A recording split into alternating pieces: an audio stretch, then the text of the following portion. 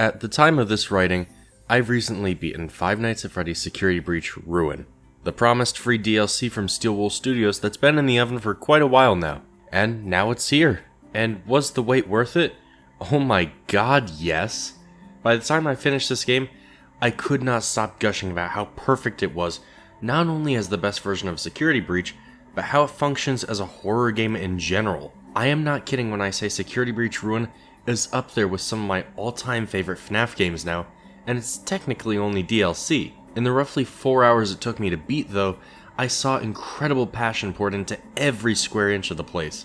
And let me tell you, it changes so much. So much so, in fact, the first thing I did once I stopped playing was write out a list of questions we had before Ruin, questions Ruin answered, and how many new ones were asked. So I decided to make a video all about that. So let's start with questions we were asking. This is technically my second coffee of the day if you count the one I drank at 3 AM so I could play Ruin. Which I don't. Which ending was canon? This question was the one on most people's minds following the release of Security Breach, which not only had some of the most endings a FNAF game had ever had, but also many of which could have been the true ending. There's the bad ending that you get from simply lasting till 6 AM, resulting in Gregory being caught by Vanny and presumably killed, the rooftop ending, which is f***ed up, and several others including the Burntrap and Vanessa endings, one of which awakens Burntrap and the other of which frees Vanessa from the Vanny persona. Are the books canon to the games? This one was huge in relation to a character named the Mimic, who I've made quite a few videos on by now.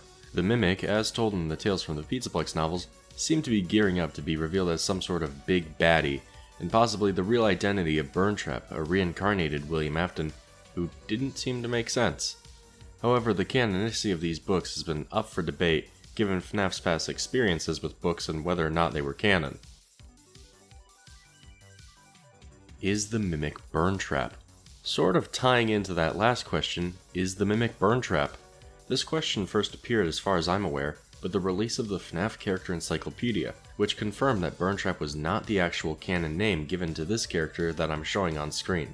Then, as the Tales books went on, the Mimic character was sealed into the underground pizza place, was revealed to have put its mind inside the Pizzaplex's very machinery, and was likely what made the Glamrock animatronics aggressive towards Gregory. With all that being said, is the Mimic actually Burntrap, or is he something else? Well, it's time we finally get answers to these questions, so let's swing on over to some Ruin gameplay, captured literally within less than a few hours of its release.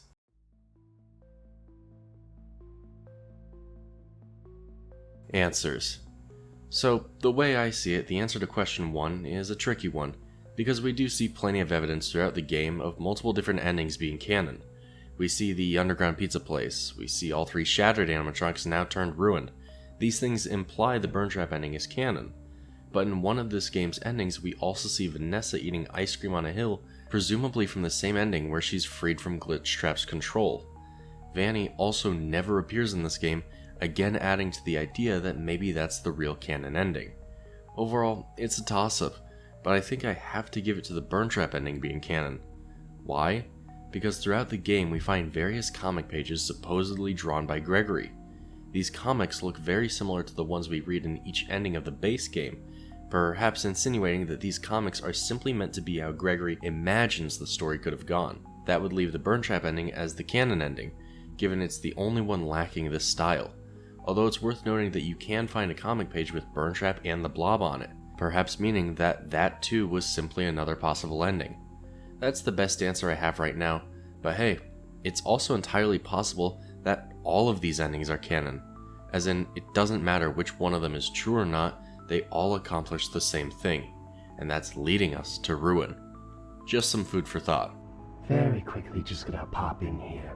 Hello, it's me, Loudmouth, and I want to state that as far as the ending of Security Breach goes, it seems likely that Ruin comes after the 3-star Vanessa ending of the base game, given that each comic page you can pick up shows a different ending of the game, with the only one being left out being that Vanessa Savior ending, implying that the other endings are all fictions created by Gregory. To me anyway, it's obvious that this is the intended canon ending of the game. There are even newspapers pointing out an earthquake that resulted in the Pizzaplex being, well, ruined, which totally explains why it's broken apart if this ending is indeed the canon ending. To me, this looks like Muted dropping the ball, so I'll pick it up just this once. I think this DLC absolutely confirms the books being canon to the games. You all laughed at me and said, ha ha ha, silly rabbit man, how could this possibly be canon to the games? And I digress.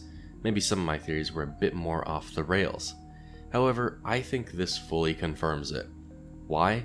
Because we see the Mimic in the game. In the final sequence, it's revealed that the Mimic was mimicking Gregory's voice the whole time, luring us further and further into the Pizzaplex. Why? Because it needed someone to let it out.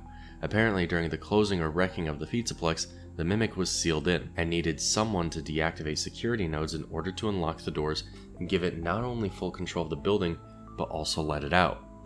There's simply no denying it at this point. The files themselves refer to this boy as the Mimic, and in another ending he can even be seen wearing a mascot costume before being scooped by a scooper that for some reason is in the Pizzaplex. I'm sorry, books are an AU squad. It's time to pack it up.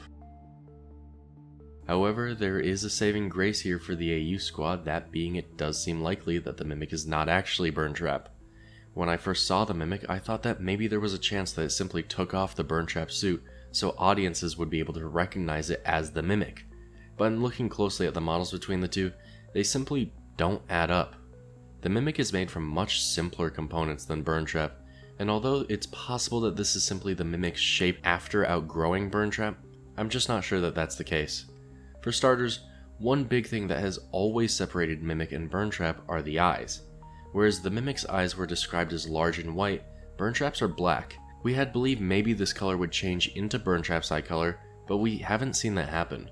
And now in Security Breach, the Mimic has those big white eyes. However, it's worth noting that the Mimic is definitely carrying some scraps on him, some of which could be pieces of the Burntrap costume, and even some bits that could be part of Afton or Kelly's corpse, depending on which of those theories you believe. I can't fully rule out the Mimic being Burntrap because it is known to change size and shape, but with his actual appearance finally being revealed, I don't want to presume he's Burntrap any longer, at least until there's more evidence.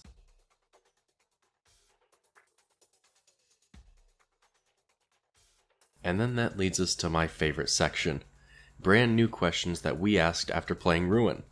This game is very ambiguous with what it does and does not tell you.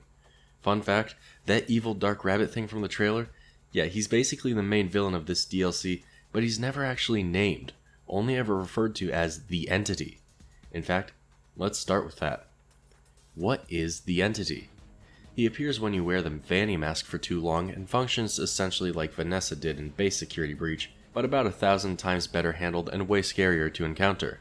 He doesn't kill you himself, but if he sticks around for too long, or gets too close to you, he'll call an animatronic over to kill you then and there. For many reasons, including his presence inside the mask as well as his ability to almost command the animatronics, and his general appearance as some sort of rabbit, many have believed this to be the Security Breach incarnation of Glitchtrap or Mimic 1. Come to think of it, Glitchtrap and Mimic 1 might be different things now. But anyway, it's either one or the other, or probably both, being that it's connected to the Vanny mask directly. This mask has a number of strange things going on with it, enough to warrant its own video sometime down the pipeline, but all you need to know is that it's considered an AR headset that can bring this black rabbit into the world. And that entity, well, fingers crossed we come up with some solid evidence. So, let me just sneak in here. Hi, it's Loudmouth again. So this character as we know them was recently discovered to be named Mixes, and they do not seem to be related to the Mimic as far as we know. In fact, they seem to be trying to keep the Mimic sealed away. It's still not entirely clear what Mix's relation is to the Vanny program, or why it manifests as a rabbit-like creature. But as far as we're aware, he is responsible solely for keeping the Mimic locked up. I just have to chime in before Muted goes about posting some misinformation, so there you have it. See you later. Next question has got to be relating to Prototype. Prototype is a headless Glamrock Freddy that can be found in the Phaser Blast arena, now using its destroyed chest hatch like a giant mouth of sharp teeth. It's one of the few genuine chase sequences in the entire DLC, and it's probably the most intense outside of the Mimics. But the question is this, is Prototype our Glamrock Freddy? It's possible. You see, Steelwool purposely hid 3 things on Prototype that can be seen on Glamrock Freddy, those being his upgrades. Most prominently, Freddy lacks Monty's green hands and instead has endo claws. In the ending where Freddy is disassembled, he is shown to have green Monty hands, and if you save Vanessa, Freddy will live on as just a head. So technically speaking, this Prototype could be our Glamrock Freddy's body, just angry. It's worth noting as well that he's been put back together somewhat, as you can find many different robot parts and workbenches around. Then there's the Prototype etched on the bottom of his foot. Our Glamrock Freddy doesn't have this, but it's possible whoever rebuilt him put that on to denote he was the first time they had ever attempted something like this. At the end of the day, it's not clear if this is our Glamrock Freddy or a different one, but either way, it's a pretty cool scene. These next couple questions I kinda rolled into one for time's sake, and because they're basically the same thing. What the hell is Burntrap and the Blob? After reading, we had a pretty good idea that Burntrap is the Mimic, and some idea that the Blob might be Molten Freddy, but it's never confirmed in this entry what either actually are. Especially concerning Burntrap. If he isn't the Mimic, then what the hell is he? While I do still think there's a possibility that the Mimic is Burntrap, we need to start considering that he's not. And in that case, then what is he even doing here? We know Mimic 1 is in charge of things at the Pizzaplex, which means that the Mimic is behind everything, so where does that leave Burntrap? Is he really just Peepaw Afton back from the dead? And the Blob. The Blob may actually have an interesting story in this DLC, given that at one point the Mimic mentions that something tunneled out of the pizza place. As Cassie, we actually go through this tunnel to get to the pizza place given the previous entrance is blocked, giving us an idea that this tunnel may have been made by the Blob. What the Blob is doing remains unknown, and why they left is also uncertain. There's probably more to it though, so keep an eye out. And the last question is the one I haven't really been excited to ask about FNAF in a while, but now I really am. What comes next? For those who don't know, either because you skipped the spoiler warning on accident or you don't care, the game ends with 3 possible outcomes, known so far I might add. The first, or the neutral ending, has Cassie be betrayed by the actual Gregory, who decides that they can't let there be any chance of the Mimic escaping, and thus drops Cassie back down the elevator where the game ends. Then there's the ice cream ending, where if you put your Vanny mask on during the Mimic chase and walk up to a Fredbear cutout, you're presented with a holographic Gregory and Helpy eating ice cream beside Vanessa. To me, this is representative of Cassie maybe being caught and the Mimic still existing through the Vanny mask. Last so far is the Scooper ending, where, as I said before, the Mimic is scooped and presumably dies. So then the question is, what's next? For Cassie or for Gregory? Gregory clearly has a dark side. Is he going to fall into that totally? Will Cassie fall into a dark side or a good one? She's been heavily exposed to what we believe is Mimic 1, which is why I think Gregory doesn't trust her. He thinks she might become another Vanny. And what about the Mimic? In 2 of the 3 endings, the Mimic is presumably still kicking, either fully functional or sans an arm. All of these questions, and I'm ready for answers. In Ruin 2. Thank you guys so much for watching. If you enjoyed, be sure to subscribe, and I'll see you guys in the next one. Peace.